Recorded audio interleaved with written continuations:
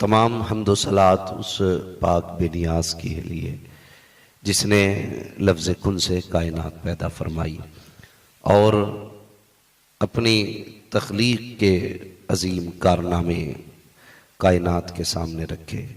और उसमें सबसे बड़ा कारनामा ये कि उसने आमीना के लाल जैसा अपना महबूब पैदा किया। बरेली के इमाम अहमद रज़ा ने हमद भी इस अंदाज से की, अभी आपने मौलाना अब्दुल रहमान साहब क़िबला से सुना, वही रब है जिसने तुझको हमतन करम बनाया, हमें भीख मांगने को तेरा रास्ता बताया, तुझे हमद है खुदाया, तुझे हमद है खुदाया। लोगों, वो रब इतना पावरफुल है जिसे चाहे मिनट में सेकंड में तख्त से उठा के तख्ते पे डाल देता है और जिसे चाहता है तख्ते से उठा के तख्त पे पहुंचा देता है। वो इतना पावरफुल है कि उसके आगे किसी में खड़े होने की जरूरत नहीं। वही दुनिया और आखिरत उमाफिहा का मालिक है, वही रोज़े जज़ा का मालिक है।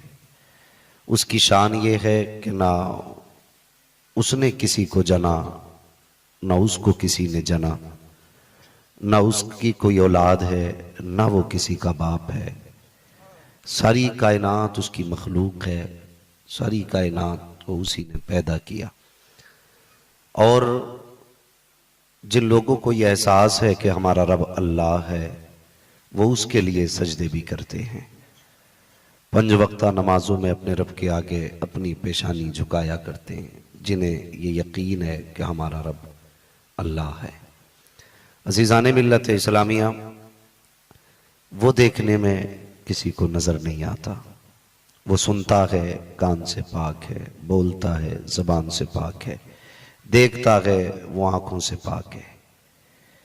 वो है कि हर जगह वो ही वो है। वो है जो किसी को नज़र नहीं आता है। वो है जो ये कहता है, जब अपनी कुर्बत बताए तो कहता नहनु अक़रबु मिन हब्लिल वरीद, मुझे तलाश करते हो, मैं तो तुम्हारी रगे जान से ज्यादा करीब हूं। जब बंदा ये सोचता है कि वो मेरी सुनता है कि नहीं, तो वो कहता महबूब इनसे कह दो जब ये आवाज देते हैं तो मैं सुनता हूं और इनकी बातों का जवाब भी देता हूं। फरमाया गया अगर बंदा एक बार या रहमान कहता है तो रब 70 मरतबा कहता मांग मेरे बंदे क्या मांगता है। हमारा रब इतना करीम है, इतना करीम है कि वो 70 माओं से ज्यादा प्यार करता है। सच ये है कि हमने रब को पहचाना नहीं, हमने रब को पहचाना नहीं। हमारी पेशानियां इतनी बेआबरू थी कि किसी पत्थर के आगे झुक जाती थी, इतनी आवारा पेशानियां थी कि कभी समंदरों की लहरों के आगे झुक जाती। हमारे सजदे इतने बेगैरत थे कि किसी भी ताकत के आगे हो जाते थे। लेकिन मक्के में अब्दुल्ला का लख्ते जिगर आया, उसने आंखों से पर्दे हटाए। जब लोग सूरज को पूज रहे थे, उसने इशारा करके मकाम सहबा में लौटाया और कहा लोगों सूरज तुम्हारे लिए है, तुम सूरज के लिए नहीं हो। फिर जब देखा लोग दरख्तों को सजदा कर रहे हैं, उसने इशारा किया, दरख्त उखड़ के खुद आ गए। महबूब ने कहा तुम्हारे लिए दरख्त है, तुम दरख्तों के लिए नहीं हो।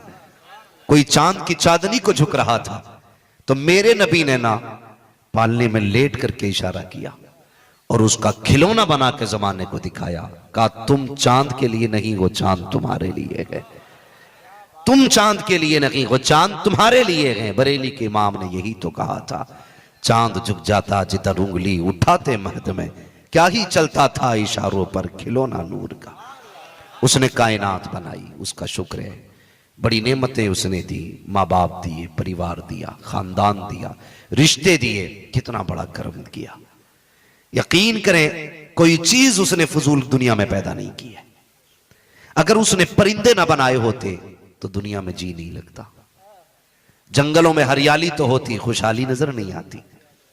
जंगलों को जो खुशहाली बख्शते हैं ना, वो परिंदे होते हैं। आप तन्हा हैं, कहीं बुलबुल का तरन्नुम, कहीं कोयल की कूक, कहीं चिड़ियों के वो नगमे, जंगलों में भी दिल लगता है। ये किसने बनाए? ये रब ने बनाए। ये उसकी कारीगरी आप देखिए। लोग अच्छी आवाज पैदा करने के लिए कितने सुरतार बनाते हैं, लेकिन कभी उसने झरनों से ऐसी आवाजें निकाली कि लोग बैठ जाएं तो उठने को जी नहीं चाहता है। ये कौन है? ये किसने बनाया? ये कहना पड़ेगा सिर्फ हमारा रब है।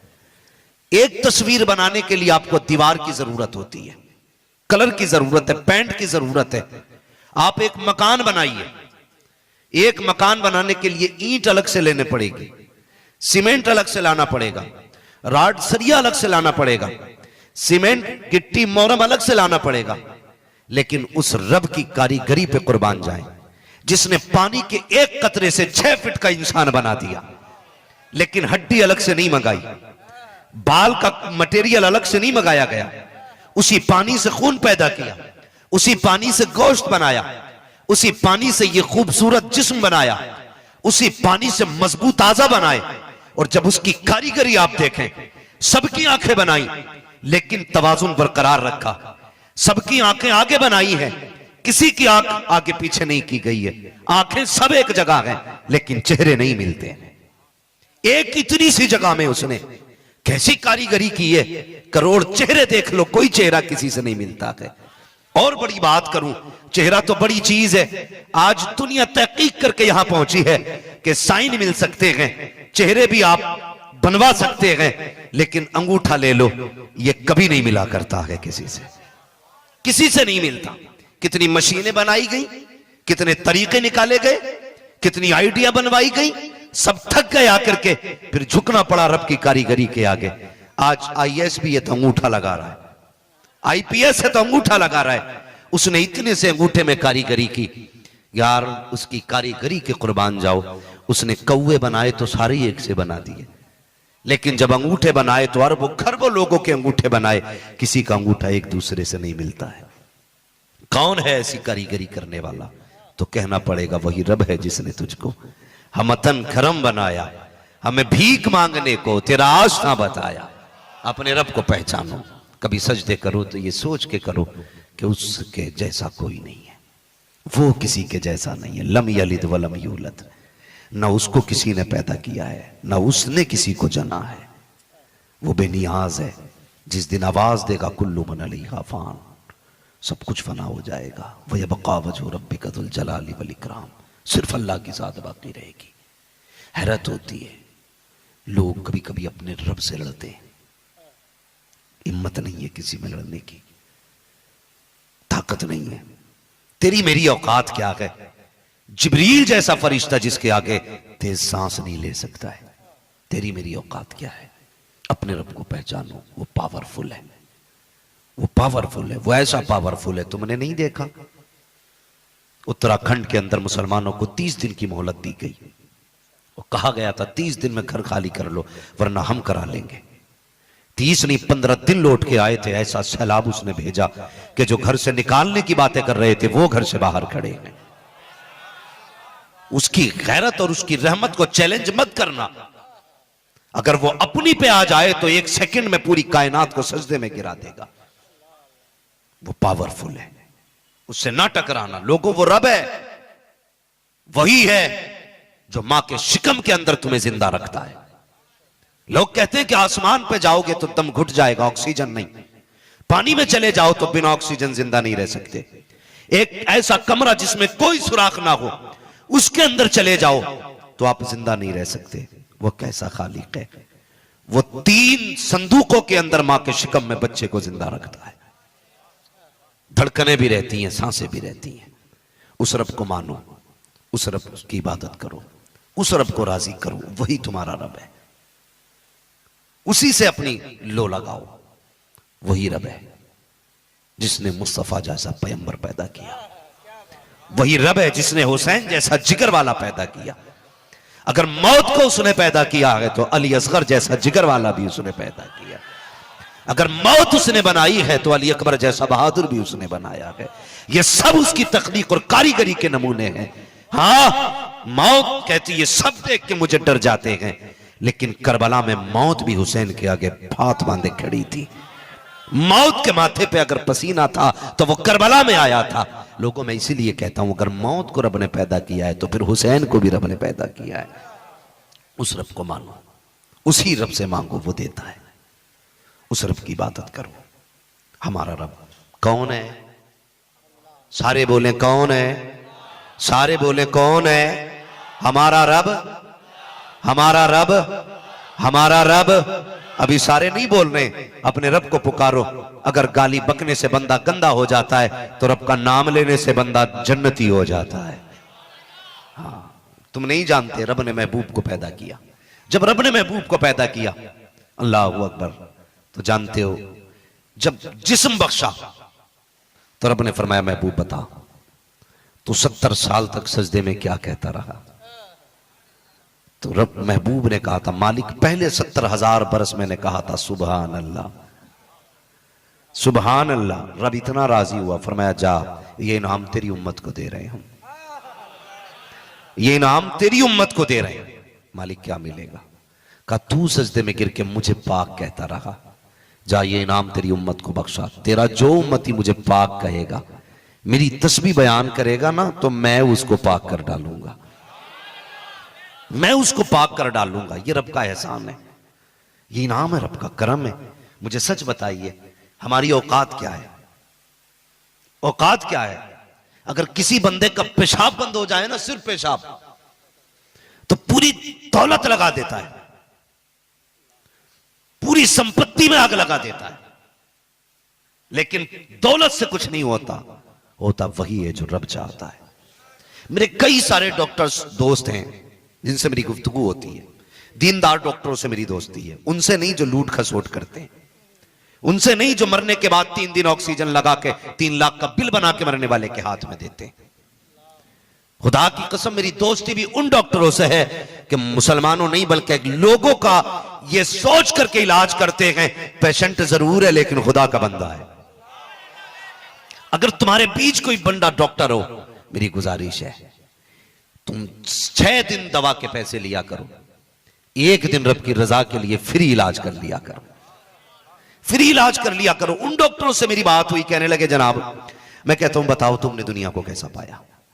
तुम डॉक्टर हो, बड़ी बड़ी मेडिसिन तुम्हें मालूम है, बड़ा बड़ा इलाज तुम्हें आता है। कहने लगे कुछ नहीं है इलाज और कुछ भी नहीं है दवाइयां।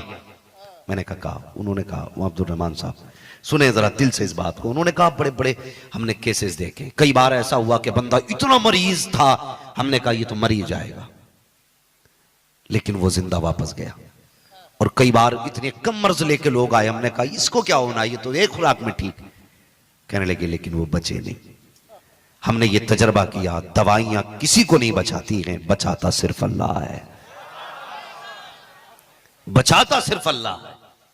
और अल्लाह ही शिफा देने वाला है, अल्लाह ही शाफी है। मेरा तो अपना मिजाज है, मैं उस डॉक्टर से दवा नहीं लेता हूं जो ये कह दे कि 2 खुराकों में फायदा हो जाएगा। मैं तो दवा भी उससे लेता हूं जो ये कहता दवा मैं दे रहा हूं, शिफा अल्लाह देगा। और कभी ऐसे डॉक्टर से तुम दवा मत लेना जिन्हें अपनी दवाओं पे नाज है, उससे दवा लेना जिसको अपने खुदा पे नाज है। इसलिए कि दवाइयां कुछ नहीं होती, सारे फैसले खुदा के होते हैं, सारे फैसले खुदा के होते हैं। वो रब बड़ा करीम है, वो बड़ा करीम है। उससे रिश्ते जोड़िए, उससे मोहब्बत करो, उससे प्यार करो, उसके लिए कुछ दे के तो देखो यार, कुछ दे के तो देखो। हम उसे वक्त नहीं देते, हम उसका तज़किरा नहीं करते, एक बार उसके होके तो देखो फिर वो कितना देता है। आवाज आती हम तो माइल बकरम है कोई साइल ही नहीं, राह दिखलाएं किसे रह रवे मंजिल ही नहीं। मांगो ना हमसे, अब ये रात गुजर रही है, वो तो आवाजें दे के कहेगा मांगो उठ के लोगों, जिसे मुझसे दौलत चाहिए वो दौलत मांग लो, जिसे इज्जत चाहिए वो इज्जत मांग ले, जिसे औलाद चाहिए औलाद मांग ले, जिसे शिफा चाहिए शिफा मांग ले। लेकिन मांगता कौन है? कौन मांगता है? हम तो 10 बजे सो के उठते हैं, आदत है हमारी 3 बजे तक गेम खेलेंगे मोबाइल में, सुबह को 11 बजे सो के उठेंगे, फिर दुकान खोलेंगे। कह रहे बरकत नहीं हो रही, होगी कहां से, होगी कहां से? क्या ही अच्छा होता तू फजर में उठता, 8 सजदे करता अपने रब को और हाथ उठा के कह देता मालिक रज़ाक भी तू है, खालिक भी तू है, मालिक भी तू है। दुकान पे जा रहा हूं, ये मेरा करना है, रिस्क तू देगा। ये कह के मस्जिद से निकल, खुदा की कसम खा के कहता हूं किसी तावीज की जरूरत नहीं पड़ेगी। तू दुकान में बाद में पहुंचेगा, तेरा रिस्क दुकान पे पहले पहुंच चुका होगा। अकीदे मजबूत करो, हमारे अकीदे कमजोर है, अकीदे कमजोर। वो किसी बंदे ने ना एक अंदर कोने में दुकान रखी, कोने के अंदर किसी ने कहा कि यार यहां दुकान रखी है चलेगी? होता है ना, ये फ्रंट की दुकान ले, जहां भीड़ अच्छी होती है दुकान अच्छी चलती है। तो उसने कहा यार क्या बात है, कहा इतनी अंदर दुकान रखी है चलेगी नहीं। उसने एक सवाल किया, उसने कहा बता यहां मौत का फरिश्ता आ सकता है कि नहीं? समझ गए आप लोग? अगर समझे तो बोले फिर सुभान अल्लाह। उसने कहा यहां मौत का फरिश्ता आ सकता है कि नहीं? उसने कहा मौत का फरिश्ता कहां नहीं जा सकता, वो तो जलसे में भी आ सकता है ना। है यही सोच के सुभान अल्लाह बोल दो, कहीं आखिरी ना हो। हाँ बोलते रहा करो। क्या बोलना है? माशाअल्लाह, ये शुक्र अदा करो आपको आगे जगह मिल गई है, वरना मेरे कई भाई पीछे खड़े हैं। आज मजबूरी है, इतना इंतजाम बारिश की वजह से नहीं कर सके कि सारे लोग बैठ जाते, और ये भी रब की मर्जी है। रब की मर्जी में अब्दुल रहमान साहब कह रहे बारिश बहुत है। मैंने कहा दीवाने हुसैन के, बारिश ना भी पीछे मिंबर लगा देना, फिर देखना या तो बादल बरसेगा या फिर हुजूर के गुलाम बरसेंगे। दो ही बातें होनी थी। और जो इसकी गरज है ना ये अपनी जगह है, अगर इसका मसला ना हो ना तो ये पूरी रात भर से हम इंशाल्लाह पूरी रात बोलने का दम रखते हैं। आप तो नहीं बह जाएंगे पानी में? डर गए? नहीं, कभी ये खतरा हो कि घर जाएंगे तो बीवी डांटेगी कपड़े कहां खराब करके लाए। घबराना नहीं। हाँ बस सुने जो मैं बात आपसे कह रहा हूं। मैंने क्या कहा था आपसे? वो जो है आपकी जी, याद भी रखा करो थोड़ा सा। हाँ, मौत का फरिश्ता हर जगह आ सकता है। उसने कहा कहां कहां के 7 तालों के अंदर भी आ जाएगा। अच्छा, तो उसने कहा यार तब तू बता, जब मौत का फरिश्ता यहां आ सकता है तो फिर रिज्क का फरिश्ता यहां नहीं आ सकता है? उसके हुक्म से मौत का फरिश्ता जहां पहुंच सकता है, उसी के हुक्म से रिज्क का फरिश्ता पहुंच सकता है। वरना मुझे बताओ, अगर ये बंदे के हाथ में रिज्क होता तो रक्षे वाले मर गए होते। ये मजदूरियां करने वाले लोग जिंदा नहीं रहते। अमीर तो इनको भूखा मार देते, पैसे वाले इनका खून निचोड़ लेते, लेकिन उसकी रहमतें आवाज देती है अगर तू एसी में लेट के खाता है ना तो धूप में जो मजदूर खाते इनको मैं खिलाया करता हूं। तो रज़ाक कौन है? सारे बोले कौन है? अल्लाह रज़ाक है, और उसके फैसले कुर्बान जाए उसके करम पे। मांगा करो यार, उससे मांगा करो। अगर कुछ ना भी मिले ना फाके से हो तो चोरी ना करना, ब्याज ना लेना, रिश्वत का पैसा ना लेना, हराम का एक लुकमा ना लाना, फाका रखना, अपना मुंह आसमान की तरफ उठा के कहना मालिक मेरी भूख में राजी है ना तू, तो मैं तेरे फैसले में राजी हूं, मैं फाके रहूंगा लेकिन हराम का लुकमा नहीं खाना। इतना अपने रब से कह देना, फिर देखो वो रिज्क के दरवाजे कैसे खोलता है। वो कैसे खोलता है रिज्क के दरवाजे। अकीदे कमजोर हो गए हमारे, अकीदे, भूख लगती है ना तो नीयत खराब होती है, या तो हाथ फैला दिया, ये भी नहीं हुआ तो जेब काट ली, चोरी कर ली, रिश्वत, ब्याज, क्या क्या ना किया हमने पेट के लिए। वो तो रज़ाक है, खुदा की कसम करीम है। वो अकीदे देख के रोजी नहीं देता है, वो इतना बड़ा रज़ाक है कि वो धर्म मजहब देख के रोजी नहीं देता। उसका वादा है हर चलने फिरने वाले को रोजी हम देंगे, और वो वादे में कितना सच्चा है, कितना सच्चा है। अल्लाह के खलील है, आदत करीमा आपकी कि कभी बिना मेहमान के नहीं खाते थे। 3 दिन हो गए कोई मेहमान नहीं आया, अल्लाह के खलील ने खाना नहीं खाया। वो किसी ने कहा था अल्लाह मेरे रिस्क की बरकत ना चली जाए, 2 रोज से घर में कोई मेहमान नहीं है। जिन घरों में मेहमान होते हैं अल्लाह उन घरों में बरकतें नाज़िल फरमाता है। अल्लाह के खलील 3 दिन हो गए घर से निकल गए, कोई मेहमान मिले साथ लाए। बंदा गुजर के जा रहा, फरमाने लगे ठहर जा। रुक गया, क्या बात है? कहा यार मेरे घर का मेहमान बन जा, मेरे साथ खाना खा लेगा। वो दौर था कि जब रोटियां मैसर नहीं होती थी। आज इतनी कसरत है खाने की कि हम इज्जत नहीं करते। हाँ, पहले सहाबा कराम खजूरों की गुठलियों पे गुजारे करते थे। आज अमीर के दस्तरखान के बचे हुए को कुत्ते मुंह फेर के चले जाते हैं। इतना बचता है हमारे दस्तरखानों पे। यार फेंकना, अगर ज्यादा बना है किसी गरीब का हाथ पकड़ के दस्तरखान पे बिठा ले। हो सकता है तेरे घर के दस्तरखान से किसी गरीब के पेट में ठंडक पड़ जाए। हम तो रोजी की कदर नहीं करते, हम तो अल्ले तल्ले से बर्बाद करते, हमें तो उसके दी हुई रिज्क की कदर नहीं है। और यार उनसे पूछो जिनके घर में गरीबी है, वो तुमने नहीं सुना, वो किसी की बेटी ने रोजा रख लिया लेकिन घर में इफ्तार के लिए पानी के सिवा कुछ ना था। बेटी बेटी होती है, कहने लगी अब्बा मेरा पहला रोजा है। हर किसी अमीर का मामला यह है, जब बेटियां रोजा रखा करती हैं ना तो बाप इफ्तार के इंतजाम करता है।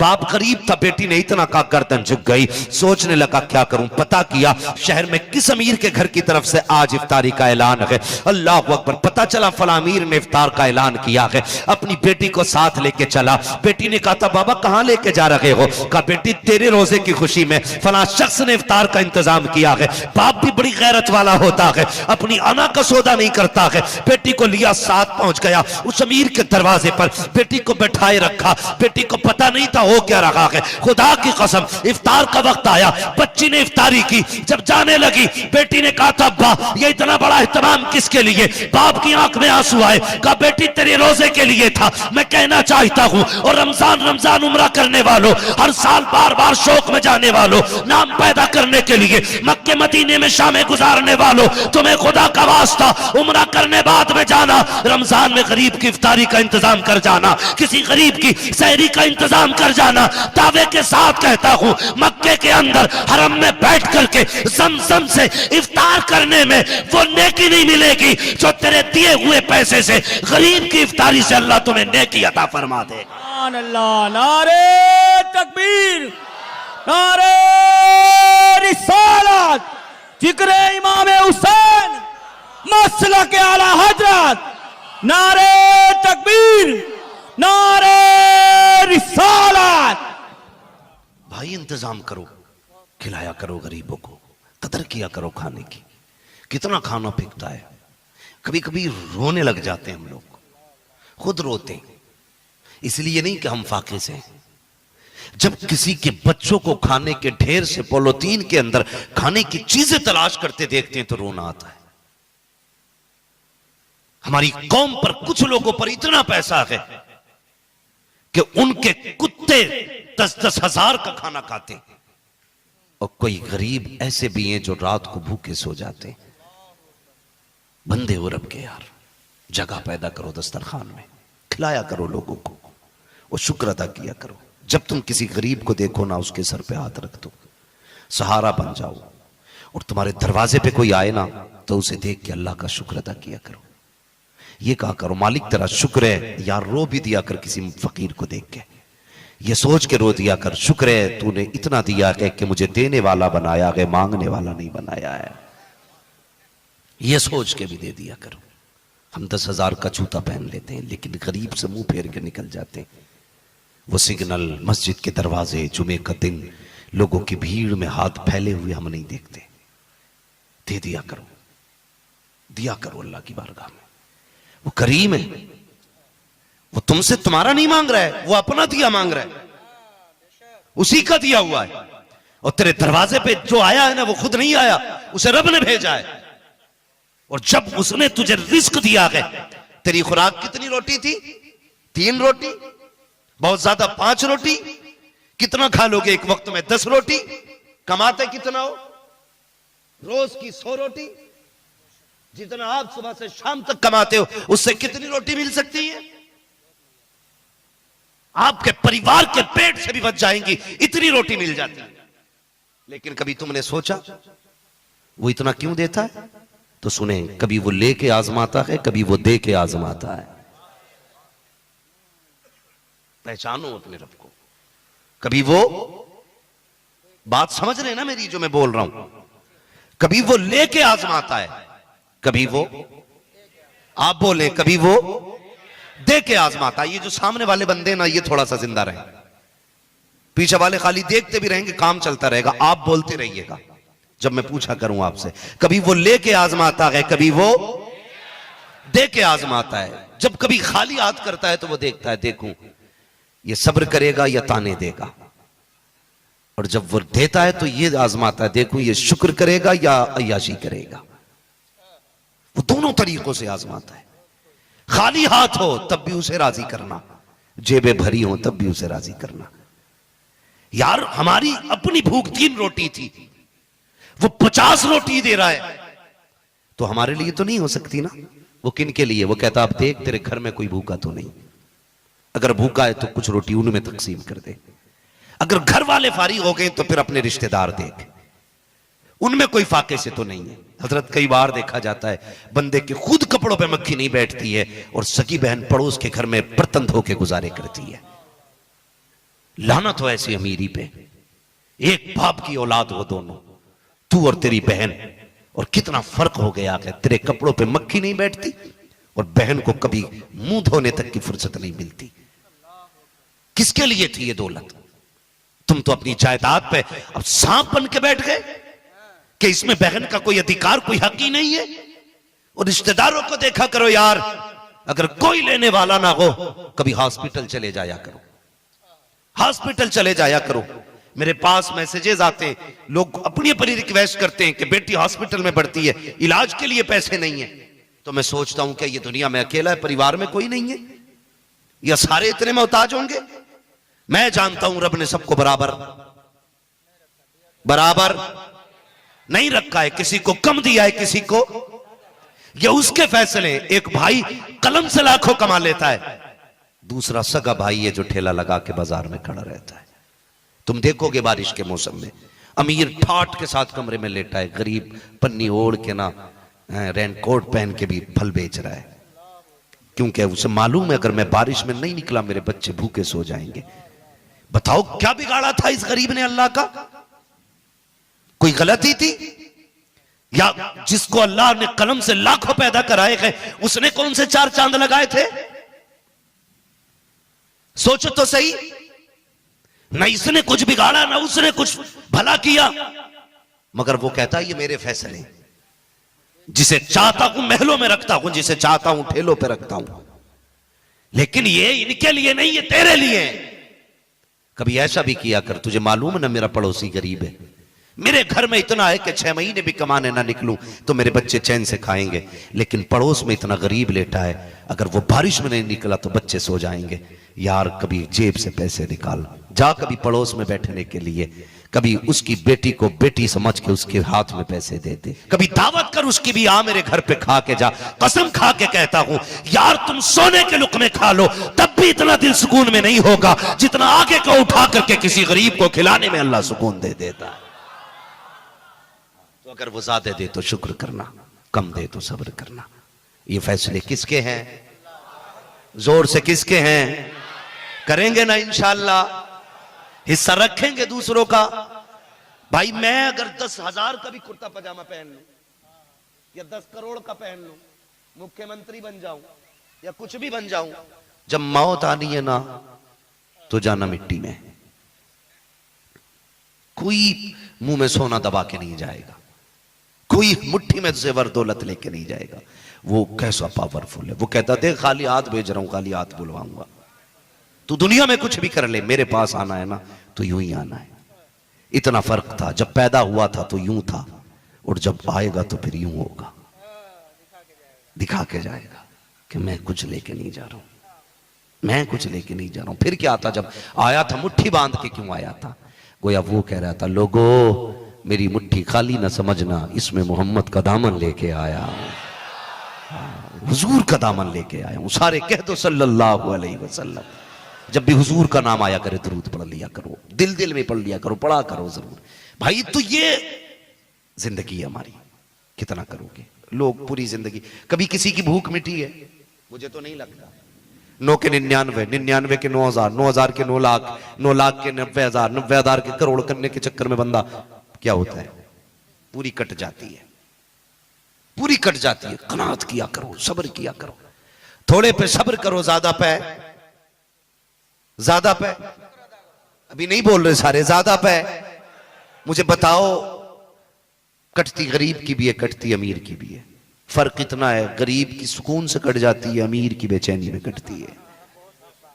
हाँ जी, लोग फोन करते मैं फला सेठ बोल रहा हूं, मैंने ठीक है भाई, सेठ है तो फिर कुछ पहुंच होगी ना वहां तक, कि नहीं नहीं नहीं अल्लाह ने खूब दिया हजरत, हाँ मैंने कहा खूब दिया, बता फिर कब्र में तो तेरी वैसे ही कट जाएगी, फरिश्ते छोड़ेंगे भाई छोड़ो, 100 बीघे जमीन का मालिक आया है, इसकी 80 दुकानें थी भाई दुनिया में, चलो हिसाब नहीं कर रहे, नहीं नहीं वो कोई मसला नहीं है।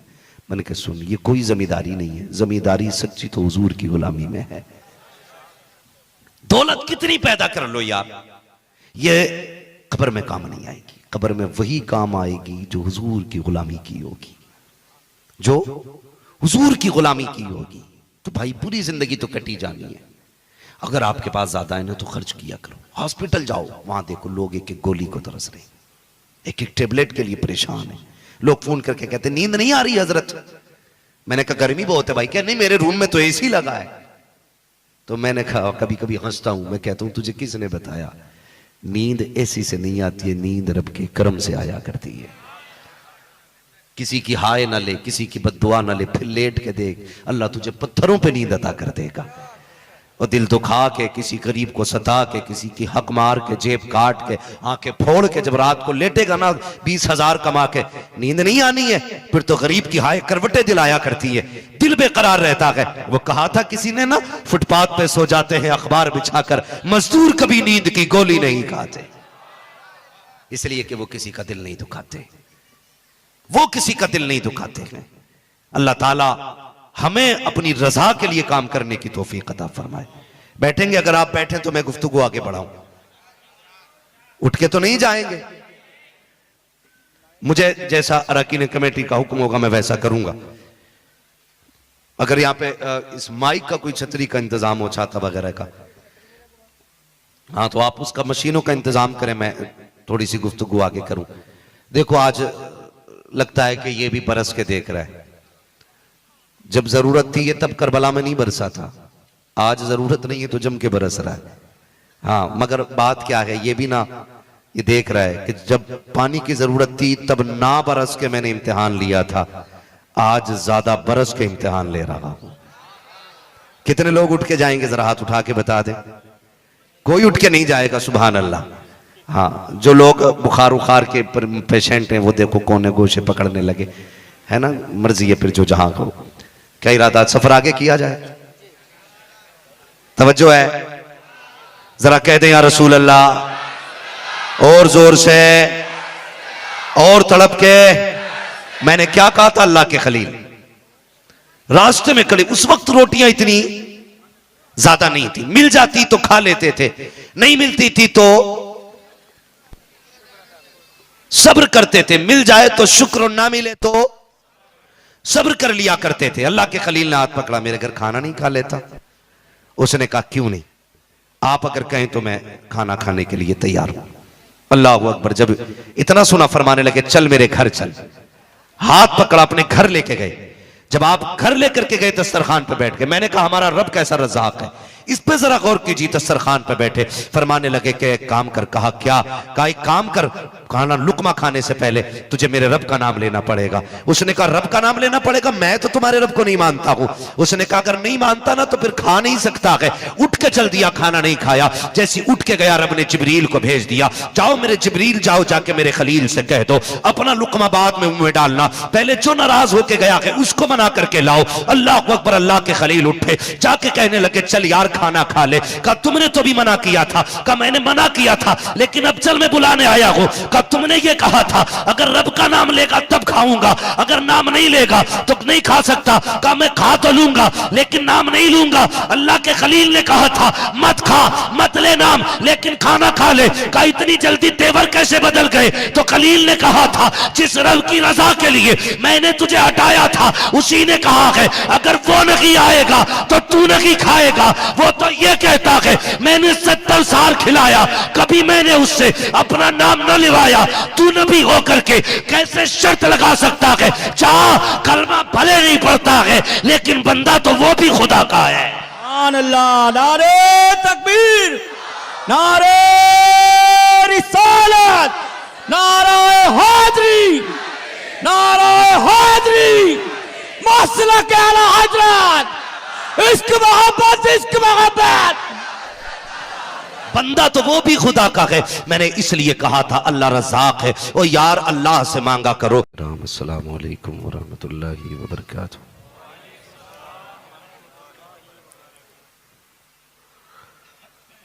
अल्हम्दुलिल्लाहि रब्बिल आलमीन वल आक़िबतु लिल मुत्तक़ीन वस्सलातु वस्सलामु अला रसूलिहिल करीम अम्मा बअद फ़अऊज़ु बिल्लाहि मिनश शैतानिर रजीम बिस्मिल्लाहिर रहमानिर रहीम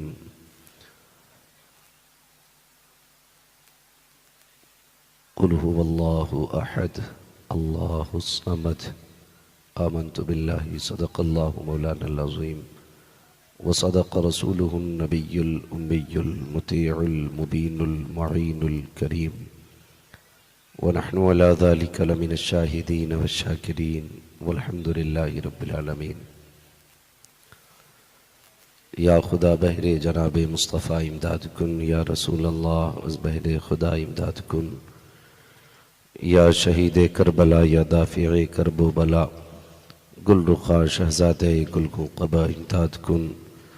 गौसे आज़म बमने वे सरो सामा मददे क़िबले दी मददे काबे ईमा मददे बगिरदाबे बला उफ्ताद कश्ती मदद कुन मदद कुन मदद कुन या मुईनुद्दीन चिश्ती क़ादिरीयम नारे या गौसे आज़म मी ज़नम दमज़ शेख अहमद रज़ा ख़ां क़ुत्ब आलम भी ज़नम बलगल उला बिकमालिही कशफ़त दुजा बिजमालिही हसनत जमीअ खिसालिही सल्लु अलैहि व आलिही। करूँ तेरे नाम पे जां फिदा न बस एक जां दो जहां फिदा, दो जहां से भी नहीं जी भरा करूँ क्या करोड़ों जहां नहीं। जिसको अपने नबी से जितनी मोहब्बत का दावा हो कोशिश करें उतनी आवाज़ के साथ रसूल और आले रसूल की बारगाह में दुरूद व सलाम की डालियाँ निछावर कर लें। पढ़ें बावाज़ बुलंद अल्लाहुम्मा सल्ली अला सय्यिदिना व शफ़ीइना व नबिय्यिना व मौलाना मुहम्मदिन मअदिनिल जूदी वल करमी व आलिही व अस्हाबिही व बारिक व सल्लिम सलातुं व सलामुन अलैका या रसूल अल्लाह सल्लल्लाहु तआला अलैहि व सल्लम। मैं तहे दिल से मुबारकबाद पेश करता हूँ अरकान कमेटी को, जुमला मेंबराने जलसा को के लायक़ मुबारकबाद हैं आप लोग, और जितने भी इस महफिल में आके बैठे हैं बड़े नसीब वाले हैं। अल्लाह ने इतनी उम्र बख्शी कि गुज़श्ता साल की तरह इस साल भी हम ज़िक्र हुसैन की महफिल में बैठे हुए हैं।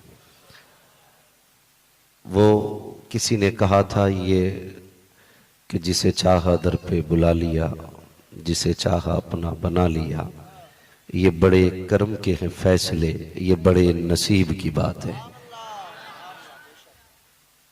और यकीनन ये महफिल, ये मजमा गुज़श्ता साल की सारी महफिलें इस तरह की यादगार महफिलें रहीं कि अब तक उनका रंग चढ़ा है। और इसमें न मेरा कमाल है न आपका कमाल है, ये सारा कर्म करबला वाले हुसैन का है। और उनके नाम की महफिलें जहाँ सजती हैं वो अगर जंगल भी हो तो उनके कर्म से मंगल हो जाता है। इसलिए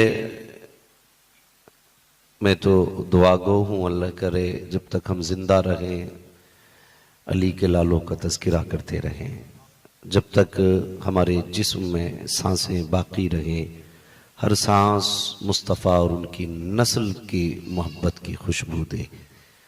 अज़ीज़ाने मिल्लत इस्लामिया, गुज़श्ता साल की तरह इस साल भी रज़ा नगर की इस खुशनसीब कमेटी की जानिब से ये 9 रोज़ा प्रोग्राम मुनक़िद किया गया। हम सब मिल के अपने रब की बारगाह में दुआ करते हैं, अल्लाह करीम सबकी हाज़िरी को अपनी बारगाह में कबूल फरमा और हमारी इन महफ़िलों को हम सब के लिए मौला करीम ज़रिया निजात बना।